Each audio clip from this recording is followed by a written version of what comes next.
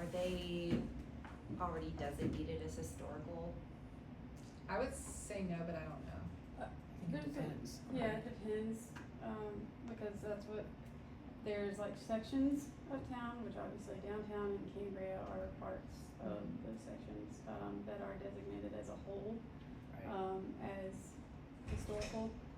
And then we have like specific sites that are like specific buildings that are also designated, and that's Right. state and federally. So it being designated through DHR as historical, it does help some of those individuals if they do want to keep it within the period that, I guess it was, or accurately in the period, then they could receive funding state or federally. I don't know, I was trying to think, because where I did the farmer's market, we constructed a farmer's market that was in the historical district, we had to go through DHR for approval for everything. And I'm trying to think if there was a problem because it was tied to government funding. Do you know? Well, that's like, I Wait. mean, that's like kind of what we're dealing with passenger rail right now, right? Historic building, I mean, it's kind of the same, That's why Kind of I think it idea, might not right? be 'Cause eligible. everything we went through, we have to go through whatever DHR tells us we need to for that Mhm. building too, Yeah. right? I mean, I think we, by design, we took a priority of downtown and Cambria, which by nature you're gonna have these are mostly historic buildings that we're talking about that fall within the historic district, right? So, you know, again, I kind of come back to, I'm not so sure. I mean, I think if we can reference DHR as like if you want this to be part of a larger project that you're working on, there's a point in which, you know, like no return sort of thing Mhm. when it comes to tax credits and those kinds of things. But like, so something to be aware of, right? But if it's some of these other infrastructure pieces that are more cosmetic, then I think that should all still be eligible. Is kind of where I'm thinking, and we just give them the information from DHR, you know, like linked or something in the packet, right? Mhm. That says, here's something you should keep in mind, but it, you know, for us, it's not a deal breaker, exclusively, you know, like this request on its own kind of deal. Does that make sense? It does, yeah. Okay. I just wanted to make sure that as far as governmental spending, it's okay to be tied to that and not have it be historically accurate, because DHR has standards that you have to meet. And I don't know if that's tied to the funding from the town, so if we gave them $5,000 or $5,000 to redo windows, but they Mhm. didn't do it and it was in a designated area, is that going to be a problem if Well, it's legally, modernizing? does the building owner have to comply with that, with the DHR? Only if they want tax credits, Right. but it goes back to government funding. Technically, it's government funding if we're giving them a grant, so I don't know the fine line there. Right. But I can look into that and figure it out. I guess that, maybe that's just maybe we want clarification on that first. I don't think it would be an issue, but then again, maybe we just clarify that. I've been through a lot with DHR. I was gonna say, So I'm and- very careful. And I mean, so many towns and cities offer a facade grant program, so DHR has certainly gotten this question, right, probably time and time again, so they probably have a pretty ready to go answer Yeah. with what the implications of that are, so maybe we just check with them first. I will do that. Yeah, I mean, it's a good question though. I don't wanna assume I have the right answer there, so, Well, as far things as, like- change from day to day. yeah. As far as language for this, what do we wanna move forward with? Is there a, like a date of home, like if you're older than this, like do we wanna draw that line at I mean, maybe not now that I'm saying it out loud, but like if your home falls within, is you know, built from 1970 or earlier, or not home, but your business, built in 1970 or earlier, may be eligible for modernization versus not. I just don't, I feel like we need to, And modernization is such a broad term. I know, what does that mean, Yeah. right? Don't Right. we have something else listed in there that says might be approved upon committee, right? Or something of the sort. Yeah, there's some Unless I'm language in there right. about like, depending on selection committee approval. is there a way, because if I'm a business owner and I'm wondering about that, maybe I'm saying this is my top priority, I'd love to do this, but if it Mhm. wasn't eligible, I wouldn't. But at that point, I can't write an application knowing that this is gonna get considered, cause it's not clear. Right. So how do we make it clear enough that people can write their application to it, but also we can ask them follow-up questions? And do we give them another opportunity to apply if we're like, this Mhm. isn't quite eligible, do you have a second project on, that you wanna submit? You know And what I that, mean? that kind of goes towards one of the questions I had for later on, because there are a couple things that say at the discretion of the selection committee. And so I feel like the two options we have are, one, we make the rules and regulations clear enough to where we, the staff, can make that decision, Mhm.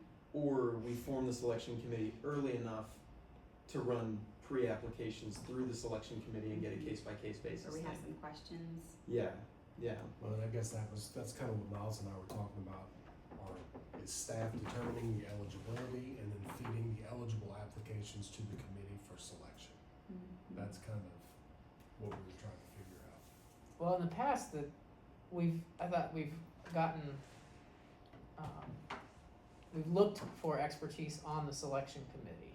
Mm-hmm.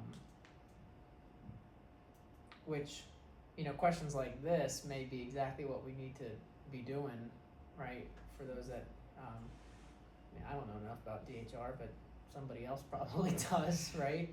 And I also wonder if, like, maybe that's another question, do we put, you know, like, long-term, what's your long-term intention on the building? Like, we ask that question, do you ever envision pursuing tax credits, right? And that's like a yes, no checkbox kind of thing, which would inform a bit of how they fill out the application and how we adjudicate it, right? Just because I think most people don't know, most people, and I think these applicants included, probably don't have much of any information about what historic tax credits are or how they can affect their property. Yeah. And so I guess to that point, we just wanna, you know, for that property owner or any future property owner who, right, may take it over, we don't wanna do something that any future owner may not be able to undo either, right?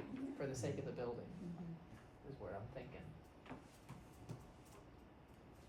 So how do we write that in the application scoring? I would check with DA, I mean, again, they have probably gotten this question over and over and over again, with towns and cities that have facade grant programs, so they probably have some pretty boilerplate language to say, here's what you can permit, here's what you should tell them to make sure they're aware of, avoid, etc., before you make a definitive, grant decision, you know? I don't know enough personally to know what that looks like. So you can allow them to apply So and to be determined. it'll be To be- reviewed I'll by agree Yeah. us essentially, Right. and then you can take it to the selection committee. Yeah. Okay. Yeah. Did you hear that? Sorry, say that one more time. So they can submit whatever it may be, and then we can review and then filter out and then take to the selection committee what would fit into Okay. the desire, or I guess whatever could be done that could be undone if Okay. somebody wanted to purchase the building. So, doing almost Allowable like a- upon review. Yes. Yeah, I would say modernization is a huge category, allowable upon review, and we can let people know the things we're looking at is, its impact on whether, on its historical look and feel. And I like the language that Miles, you had also mentioned. We're gonna be looking at the impact on the building and how it's viewed as a historic property and, whether or not it's something that a future property owner could change back if they wanted to. And so if we're doing like a staff pre-approval, if part of that comes back and says like it's too much change, do we give them a second opportunity to submit? I'm fine with that. Okay, okay. If you're reviewing them, especially if Mhm. you're reviewing them as they're coming in and you're meeting, or you all are meeting and you're Mhm. reviewing them as a group collectively, and you recognize one, I don't want somebody, because this is not clear guidance, so I don't want someone to miss an opportunity Mhm. to have a good application just because we can't cement the Mhm. guidance. It really is dependent on what they wanna do and what their building is. So do we want Okay. that for all applications or just applications that have projects related to To the modernization. and whatever else is listed on there, that's a little more vague. I mean, I think there's a lot of things in the eligible work that are, you know, up to the discretion of selection committee or available or allowable upon review. Would it be too much to offer that to everybody? To say like, we'll do a mini review to make sure it's eligible work? I think that Before. that is fair to do for everyone. I also think that with the workshops, we're probably not gonna get a lot of stuff that's not That's the eligible. goal of the workshop. Right. The modernization piece, that's unique, because Mhm. we can't Mhm. cement that, because we could never come up with the right kind of guidelines Right. for Right. a yes or a no. So I don't really think it'll be that big of an impact personally. I think everyone Okay. who's applying is eligible. It's Mhm. just those are gonna be up for review, and we can say, you know, whether or not that project would be considered. I don't think we're gonna run into that much besides that. Can we have it as, Generally eligible but may impact your score. can we have it Yeah. as I mean, an opportunity for amendments to be made after the fact on applications requesting modernization, but have it as our internal procedure that if there was something else, we would review that again, but not have it listed in there? Mhm. Yeah. Yeah. So it's our procedure, but not our policy. Mhm. Yeah. as long as there be submissions before the deadline. Mhm. Right. It's essentially an amendment or a correction, But, pulling yeah. one and resubmitting it. But resubmission before the deadline also means that we have to get it back to them in a timely manner.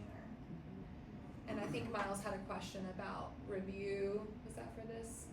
About Mhm. who is, Yeah, yeah. if it's gonna be a staff review, Or the selection ask committee about actually that. reviewing it, yeah. I mean, it's kind of similar, like is a staff review enough to determine if these projects are eligible, or does it need to be the selection committee, especially if it's more of these, I guess, fine line scenarios with historic buildings and things like that. I mean, I think if we do enough research, it could be something staff could do, Mhm. if you guys are comfortable with that. And I think that's fine.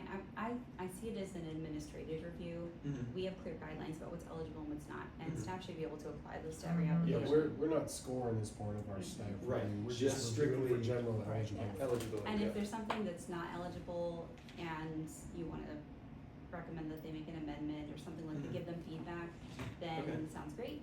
But, I think if it comes down to it and it's like not eligible at all, we Mhm. still get a list of all those that weren't eligible, Mhm. and we have the justification about why, so we can give Mhm. them that feedback. If they do amend and it's still not eligible, we can give them the feedback so they can apply and improve their application next year. But just so for everyone's awareness, you know, Mhm. everyone will know that the selection committee will receive that list of applicants regardless. So it's not like staff's gonna keep them from being seen by selection Right, committee. right. They're gonna say, we've done a review, Okay. here's who's not eligible, here's who is, and the folks who weren't eligible, this was why. And that's just, I think, a report out from the staff's review.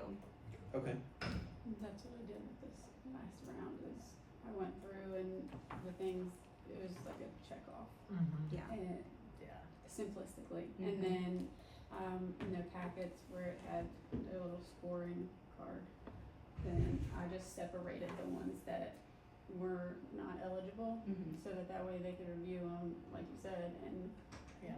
if they needed alt or something, Yeah. they could, so it was just separated.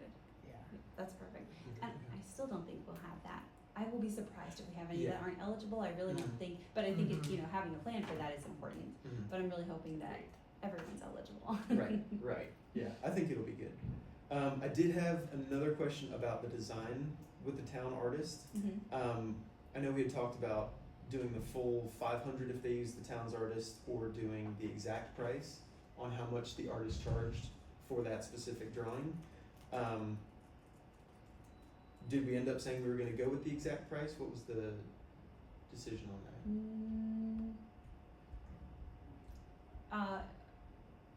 Remind me, the last time I thought we they said- did the renderings, did she charge a flat fee? Sorry. I think so. I thought it was So- a flat. It was a fee. flat fee? Yeah. Okay, okay, So if we can find an artist who Yeah. does a flat fee and it's predictable, I think that would be. Yeah, and I think that's cleaner. Yes. Okay. We can just work it that way. Agreed. okay, Yeah. okay. We have a list of those. Huh? We have a list of those Yeah, artists. yeah. And then since it's a 1-to-1 match, would we take out half of the design cost, or would we take out the full design cost? Last time we did this, we took on the full design full cost, design right? cost. And we Mhm. didn't expect them to give us something for that if they weren't approved. Correct, Right. correct. I'm okay leaving it like that. Okay, okay, cool. And then whatever money goes towards the execution of their project, because Mhm. we didn't give them the drawings either last time, right? We kept those. Correct. Mhm. So Okay. it's not gonna belong to them, Mhm. but, yeah, I think Okay, anything beyond that, yes, it's one-to-one match. okay. And then, last question, and that's a lot. And we don't expect this to happen often either, but the question came up, is there a minimum project size to get the town to cover the cost of the design? And it didn't come from a place of, it didn't sound like they were considering a smaller project, but the I guess note was on the biggest project size for the town design. Yeah, So they were asking like, if we do a $3,500 project, can we still get the town to design it? for sure. Is there kind of minimum? a minimum on that? Like if they're doing a $500 project, is it worth doing a $500 design for that?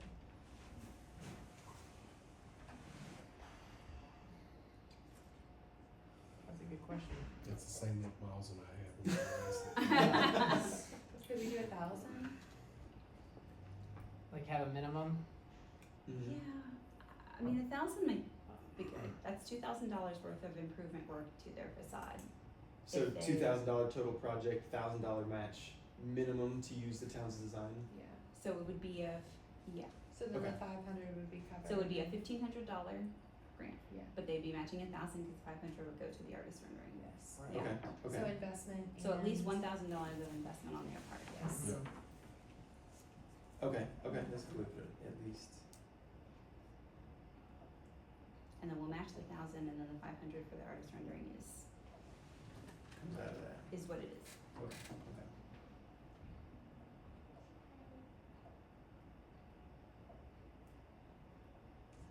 Okay, I think that was all of my questions, thank you. I know, right? When's your next workshop? Soon, May- June, Oh, I thought we were May. May 4th. No, that's launch. It's next month, right? Yeah. Yeah. It's, We have yeah, one. yeah, It's in May. Yeah. it's in May, it's in May. Better put him on the spot, Scott. Wow, Yeah. Scott. Spot Scott. Let me see.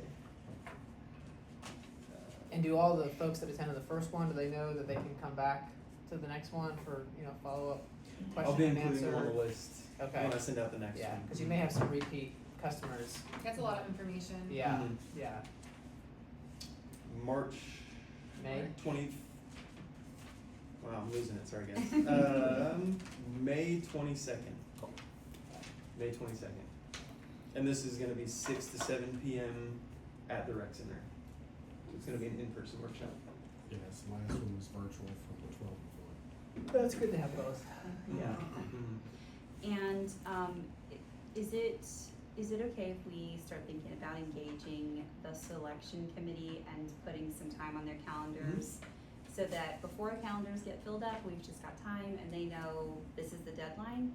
And then here's when we're planning to have them ready for you to review. How are you wanting to determine the selection committee? That was just We talked about it last meeting, and we had talked about who was on the selection committee before, and maybe starting with that list of folks again. yeah. Remind me who's on that list. Stacy Martin, Ashley, Ashley Hill, Mhm. and Paula Houston. Right. Does that represent Cambria? I'm so sorry, I cannot remember where everybody's kind of from. Like, Stacy's in one area, That's Ashley's so here. uptown, downtown. There's like, Is it arts. just arts advisory okay. / resident? not that we have to grab someone from Cambria specifically, I was just curious. You could, what was it, 2 years ago? What's his name? The guy in the old, the green building with the, no, oh, he's gonna kill me. In the Cambria post office, old Cambria post office. Jason Poff. He was a pretty good selection committee person. He might be someone you want, if you're looking for more. are I you think- looking for more? Well, you named off, what, 3? Do we want more than that? I would say 3 to 5 It is seems probably like, good. 3 seems like, yeah, the small end, if you're gonna have that. I think you may want a little more than that, just to round out the expertise. You said, Jason Poff. anyone else? Are you all planning on scoring as well? Being part of the committee? I think we were, I prefer to be a non-voting, like I ex do as officio kinda, I'd rather Member? us be part of the overseeing the Yeah. process and and just trust the selection committee Yeah. to score these well, and then we'll talk out things with the committee after they make their choices. Is there anyone else that you can think of so we can have an odd number? I think an odd number would be good. Although if we end up with an even number, I think that could still be okay because of the way the scoring is. Sure. But you could also try and bring back Lauren Trice, that was another one, and she has a historical, urban planning, historical preservation background, so that could be a good fit. Casey Okay. Yeah. That could get you to 5 if they So we don't can say start yes. with the first 3, ask them if they're interested, Rheta, do you wanna do that? See if they're interested in being on the committee, and see what they say, and then yes or no, we Ashley will said she would. Cool. do it. Ashley said she would. Okay. That's great.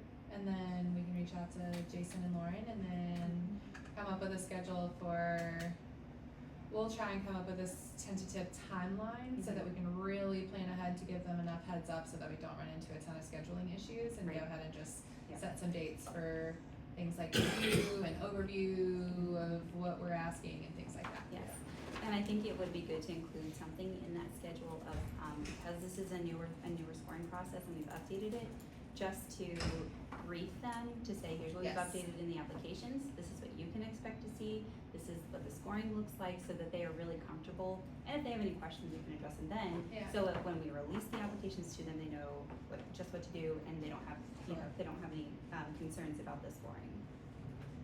Sounds good. Okay. Cool. I like that too, because that gives our folks the absolute most amount of time, to get a response back and start project work. Mhm. Alright, anything else on facade grant program update?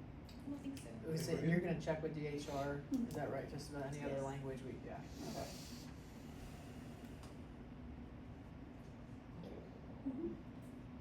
Alright, then I guess we'll move to item B, business inventory update, the list of downtown businesses and vacancies. Okay. Also me. Pulled a list of B2 properties from GIS and then cross-referenced it with a couple sources online. And we have 12 vacancies and 90 occupied. And a lot of the vacancies are, oh yeah, sorry, we can hand those out. A lot of the vacancies are right on Main Street. In the top section, the ones that are highlighted kind of green are confirmed vacant, and the ones that are highlighted yellow are not confirmed yet.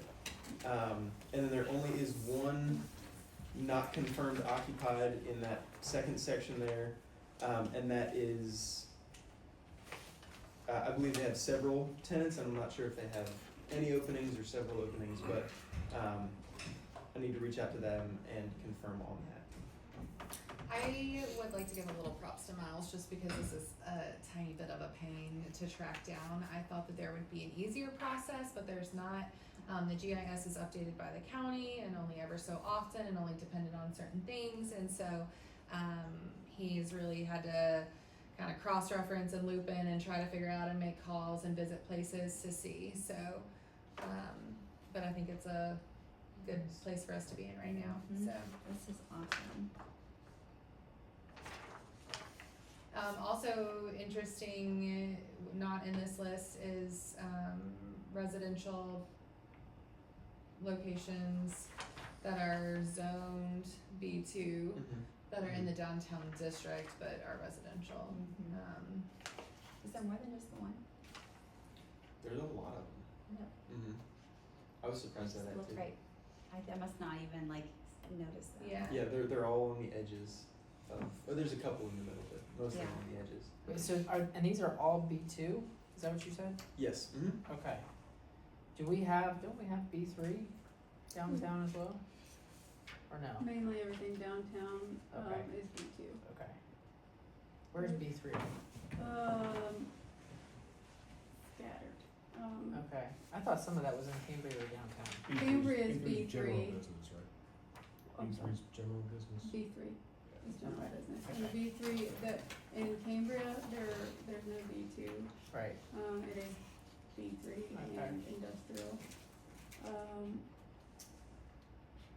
B2, the big thing with B2, which I think is why downtown is B2, is the parking. Okay. It's decreased for the requirement for whatever business Okay. might be in there. Gotcha. So it kind of excuses the fact that there's not like parking lots and things. Okay. Cool. I was just curious.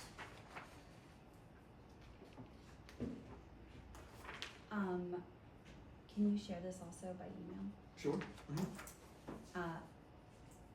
Also, it would be, not that you have to do this is what I'm asking, if you wouldn't mind sharing it by email, but I could see how we could quickly categorize some of these and get a Mhm. picture of how many of these are legal focused, like Yeah, law offices, professional how many of services. these are Okay. restaurants, how many of these are shops, and I'm not trying to task you with that. I'm happy to, like, that's, if I have an Excel spreadsheet, that's easily something we Mhm. could, like, help with and, Okay, okay. not very on you, so. But yeah, I think it would be neat to categorize and just get an idea of What types? yeah, what are the categories of businesses and how many of each do we have? And then with these vacancies, I cannot remember who I talked about this with, but, is there interest in this group discussing something with the town supporting some kind of, like a small business incubator or something downtown in one of these vacant places? I think that'd be awesome. I think that would be really Were we awesome. talking about that? Miles Were we talking about that? I cannot remember who I Miles was has talking to about brought this. up incubator space. I don't know if I've brought it up to in this this group, meeting but to or me to this he group. has, yeah. I think it would be amazing. Yeah. I yeah. feel really bad because I'm not trying to steal anyone's idea, but somebody was like, it could be a space, because I always thought Old Main Street Baptist would be perfect for, Mhm. like, you know, what they're doing in, is it Rocky Mount? Mm. Where is it? You know what I'm talking about, where they're doing the big, no, it's not Rocky Mount, where they're doing the event space. That's not on the Okay. table Oh, the for us. Harpster? Yes. Yeah. That's not on the table for us. I That's know Rocky that, Mount. and I'm not rallying for that, but if I we know. had space, if we had space downtown where we could have a small business incubator where small businesses could come to Yeah. launch their businesses, Yeah. They're doing something similar in Blacksburg. Yeah, They're right? planning Well, on doing a retail incubator. The It's old Cooks Cleaning Center yeah. down there. And then we have one Right. in Pulaski Yeah. that's been really successful. Yeah. I think it's an interesting idea. I don't know how it all works, but I would love to get details about that and figure out what we could do to champion something like that. That's gonna, I mean, especially in partnership with like the launch program, people being able to come, start up their businesses and then open in Christiansburg, you know what I mean? Like if Mhm. Christiansburg is a good home for them and they are able to do business here, that's, tax revenue from their startup efforts and Mhm. also them opening doors, and that's Yeah. also bringing people into downtown, like there's a Right. million benefits Mhm. Right. to doing some kind of small business incubator. And I think you could, some of this work has already been done that you use and leverage. The part, so Town of Blacksburg, I think it's Town of Blacksburg Partnership and DBI have been working on that incubator space for years that they're getting ready to launch. So they have put in years of research for that. So I would, and I think they'd be willing to share that. That's one thing for the incubator. Here, I would also, this is a really good comprehensive list, and I would, so to add on to what Tanya said, I would say, identifying the square footage, the amount of space available, particularly in the vacant areas, I think would be a really good, helpful piece of information to have, especially if we're looking at, building out some kind of incubator space, having that square footage would be a helpful tool. And then I know this was, I think, pre-pandemic, but I think helpful to cross-reference with, not completely accurate, but helpful to cross-reference would be what the Regional Commission and DCI worked on, 18, 19, somewhere in there, about an inventory list that that has some of that, all that information we were just talking about as well.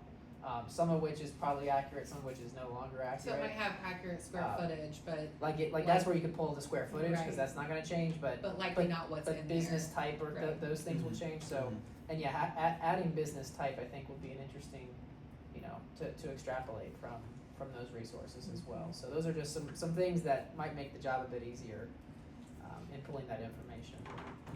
And I think Marion executed, the business incubator really well. I think that's how they filled their downtown. It was really bad before, Mhm. and they turned it around, so They really did. that might be, I don't know if the guy's still there or not, and I can't think of his name right now. But I'll find if he's still there, and then I'll give you his contact information. There's also some good, examples of public-private, enterprises that work together to pull off business incubators, that might be a good, model or example as well. That's not just civic, but also has other pieces to it that might be worth looking into. Are you guys thinking just general incubator, or like Blacksburg's doing retail specific? Did you want to target any specific types of businesses with that? Question. I mean, I have not put a ton of background thought into the types of businesses, but I imagine whatever generates foot traffic into downtown, brings people out to come have a service, buy product. I think the comprehensive plan survey would be, we've been talking about this a lot, but I think that would be a good resource to look at, because they've already done a survey, and they've asked so many questions, it reflects what our community wants and how Yeah. our community sees it going, instead of just me deciding what I think is best for Christiansburg. So I feel like that might be a good place to start and see.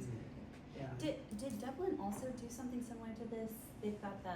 Yeah, that's what I meant when I said Pulaski. Yeah. Oh, okay. Yeah, sorry. Okay. Yeah, the home store, it's behind or near the post office and Atlantic Union, yeah, but they have a big warehouse and it's just kind of separated. And Harrisonburg has one also that's really successful. They have a little coffee shop in there, and And I would tend to think, if we're gonna really explore this route, I think the micro retail would be a really good starting point for what kind of business type you would want to breed, in a business incubator. That's gonna be, if it was to be housed anywhere in Christiansburg, I'd say, but especially downtown, but really anywhere in Christiansburg, I think that would be the way you'd want to lean if that were to be constructed. Cause I think anywhere, I think we should do our research and homework, but I think you're gonna find that's what most people are gonna be. They may say it differently, but that's what they mean when they're looking at, what kind of business type they'd wanna see more of and have cultivated. Okay. I we'll get to just, that. okay, that would be amazing, because I know the facade grant is obviously a huge piece of what this group does, but the facade grant's kicked off and everything seems to be moving really smoothly with that, that's gonna end at some point, and I just, I think, this would be something really exciting for us to turn our attention to. So yeah, if there's something we can do to help with getting some background information, let us know. Otherwise, maybe we'll just collect some best practices from the people who are already doing it well and see what we could duplicate. I'm so excited about this. All right, anything else on that? This is so awesome. I can't even imagine how much work this took. I mean, I've tried to go on GIS and pull up all kinds of data. I cannot imagine how much effort this was. So I really appreciate it. And I know that probably was not easy. Thank you. Yeah, thank you. All right, anything else on business inventory updates? Nope. Excellent. All right, other items. Yes. I'm gonna let Miles talk a little bit about this, but we did have an organization that Miles has been connected to through networking, specifically through our Launch Christiansburg program, and a conversation began surrounding the need for expanded or new childcare services Mhm. within Christiansburg, but not just Christiansburg. I mean, that is a countrywide issue that people are dealing with. And so we've had a lot of conversations, I think, throughout the town about what we're doing to address it. People are asking what we're doing to address it, deciding whose responsibility it is to address that need.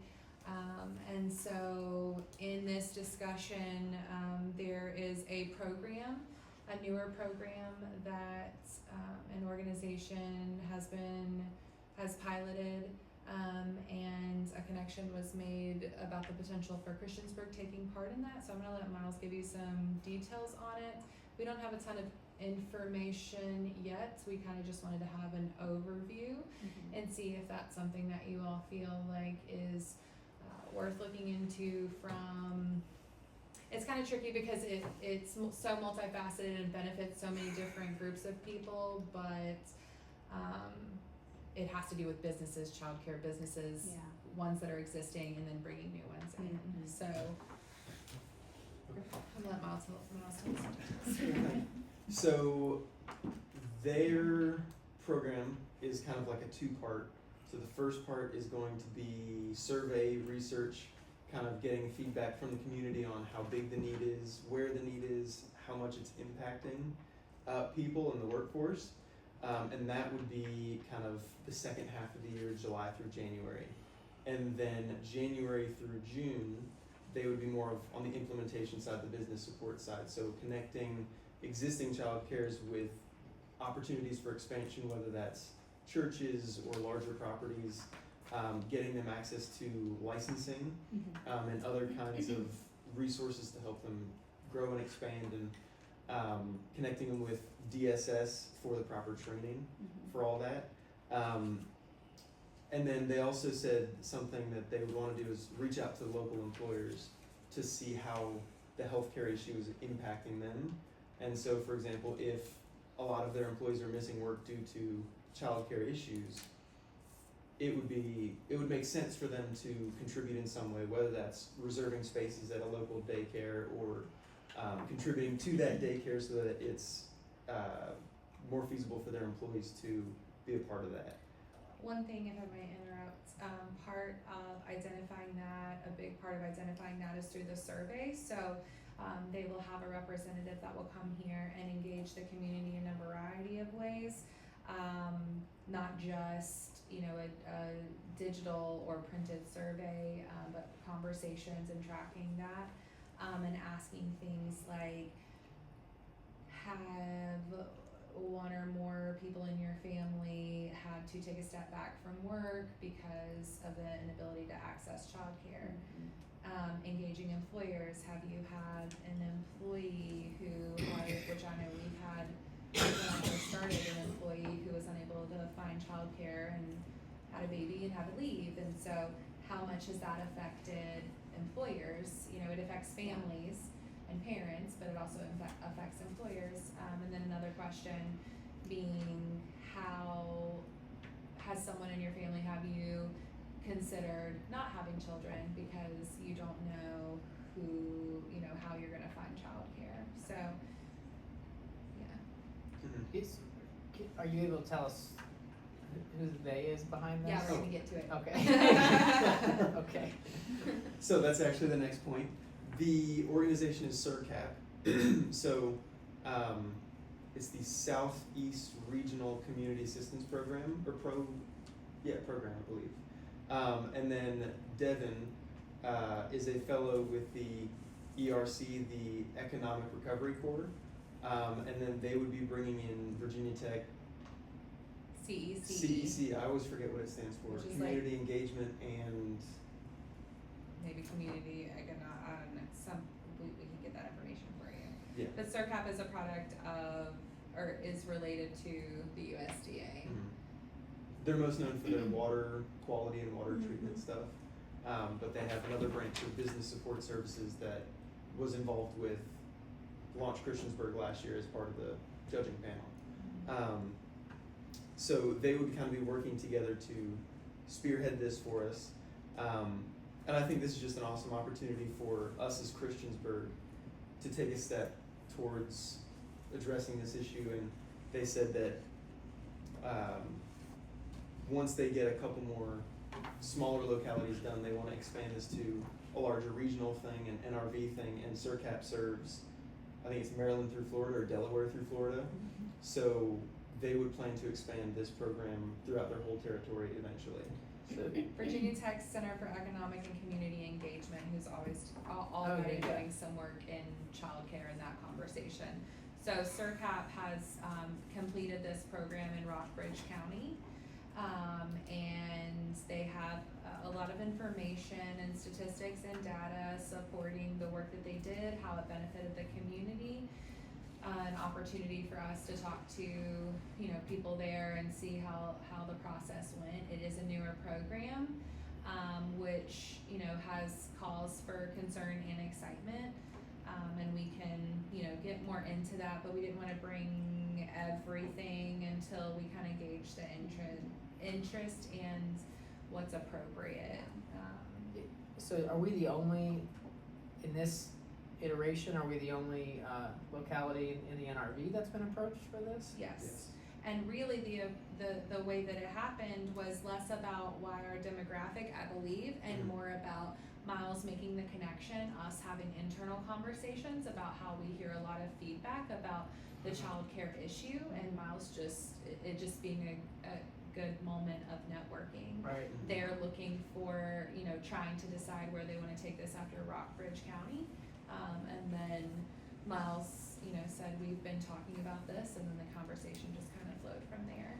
What is Okay. the cost to us for participation? So, we asked that question. Their cost would be a match of our investment and an in-kind donation from them. It's $10,000. And they have broken down what all that would involve as far as the survey, the resources, involvement with the CECE, having a person who is the representative to go to events and be gathering, stakeholder information, things like that, and we can present that if there's an interest and we feel it's appropriate. I'm definitely not opposed at all. I would wanna see what groups like the Regional Commission and the Community Foundation are already doing. I know the Community Foundation, the NRV in particular, has been doing a lot of work around childcare. Yes. So we talked to the Regional Commission today. Well, we talked a little bit yesterday. Miles talked today to Leo, and they had a conversation about some work that's being done. You can give more insight. It's my understanding that it's not an intensive program like this, that it's in a different stage. Do you know? So we mainly talked about the Community Foundation with their Right. First Steps program. Right, that's what I'm thinking of. And so that Yeah. was, I actually reached out to, I can't remember her name, but I reached out to her today. Jessica Wergo over there? Yeah. Yeah. And so we're gonna put a meeting on the calendar to talk through Okay. what they've done in Blacksburg, what kind of, if there's a way that all of us can partner together to get something done here, if they have different resources than CERCAP, Right. just kind of seeing what all is out there to make sure that we're going with the best thing for And that's Christiansburg. that's what I'm thinking is I think Mhm. those are two local and regional organizations that Mhm. have done a lot of good work around this historically. So Mhm. while I don't think this is a bad approach at all, I do wanna make sure that it, we would not be duplicating any efforts or research that already exists before we go and pay $10,000. Mhm. Mhm. And then to your point though, if there's a way to leverage local partnership by some kind of match as well, Mm-hmm. and then further explore what CERCAP is doing, then I think that that's a great, 1-2 punch. Mm-hmm. In terms of that, another thing that we had tossed around is what that looks like. It's an issue that, our entire community in Urban Valley, Virginia, everybody's experiencing. Is this, something that we would wanna approach, Christiansburg centric and specific in how we wanna address it? Or is this an area where we feel it should have a more regional approach? Like, should we try and pull in the county, pull in Blacksburg and address it from that perspective? Are they able to, you said they were looking for something smaller, would they, I mean, they did Rockbridge County County, before. And the two towns. so I will say, the Partners for Progress group, has focused, that's a Yeah. collaborative effort with Virginia Tech and us Right. and Blacksburg and Kevin Bird's on there, the universities, so it's a collaborative effort, and one of the biggest things that they're talking about is childcare and solving that issue, and I haven't heard the solution, but we haven't started solutioning yet either. So if that could be a Right. solution for the whole region, we could maybe help connect them to that group, and if we could do that regionally, I really think that would be a big benefit. I mean, there's been discussions too with, the regional, I think it's the regional commission talking about like, even the major employers like could have some investment into something like this, Mhm. because for example, like Curlian or HCA are huge employers in our area, and that impacts them as well. So anyway, Mhm. Looking at this as a regional effort, I think makes a lot of sense. It's a big benefit. We have, for example, employees who live in Blacksburg, and Virginia Tech has employees who live in Christiansburg. So regionally gathering the data, if that's available to us, I think would be Yeah. a really good idea. And that group also sent out a survey recently, right? Partnership. Yep, so they've got Yeah, some, yeah. they've got some background, it won't be this focused, Right. but yeah, they did. Yeah. So, with the information given, do you all have feelings on what you would like to see? I think it's important for us to, I think it makes sense it's in this committee to support those businesses that need to develop those childcare services. And I would like to see us do something, if it's not already being done somewhere else, I think if we had an employee doing this, it would be definitely more than a $20,000 investment for that employee to be doing all this work. So for me, I think this would be important for our businesses who are childcare businesses and businesses who exist and need childcare. So could next steps be, getting more information from CERCAP and what that looks like, having a more detailed, in-depth conversation with the regional commission and, Community Foundation to see what they're already doing, bringing both of those things separately to the table, seeing if we can identify as staff connections, links that may not be there yet, and Right. just what we see in those two conversations, and then decide after that if the next step looks like us addressing it from a town position or taking it to Partnership for Progress. Yeah, I think if we engage our local and regional partners and understand what gaps still exist, right? After the work that they've done or are doing, and then we can figure out what then within this organization can we fill those Sure. gaps with. Okay, So there's still some information collecting I think that we need to go through first. happy to do that. Yeah. Cool. That's a great find. But it is, yeah, Yeah, big time. that's really awesome. Cool. Thank you guys. All right, anything else? Um, Okay, then we will adjourn. 1 hour, that's great.